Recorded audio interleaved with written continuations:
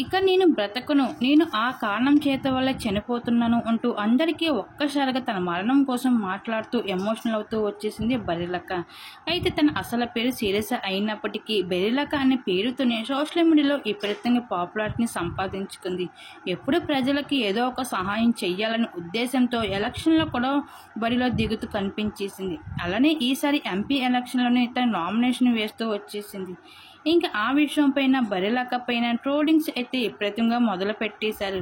తన ప్రొఫెషనల్ లైఫ్లో నుంచి కాదు, పర్సనల్ లైఫ్లో కూడా తను ప్రేమించి పెళ్లి చేసుకున్న విషయం పైన కూడా విపరీతంగా ట్రోలింగ్స్ మొదలు పెట్టేశారు. తను ఇంక ఏమాత్రం సహించలేకపోయింది.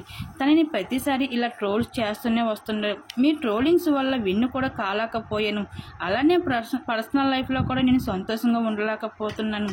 నేను మరో గీతాంజలిగా మారబోతున్నాను, మీ వల్ల చనిపోబోతున్నాను. ఇటువంటి ట్రోలింగ్స్ చేస్తే మీకు ఏమి వస్తుంది? ఒక ఆడపిల్ల మీద నీలింపని నిందలు వేసి ట్రోలింగ్ చేస్తున్నారు. నేను బాధపడితే మీకు ఏమి వస్తుంది? ఇకనైనా మీ ట్రోలింగ్స్ ఆపండి, నేను చనిపోవాలి అనుకుంటున్నాను మీ ట్రోలింగ్స్ వల్ల అంటూ బోరున ఏడుస్తుంది బర్రెలక్క.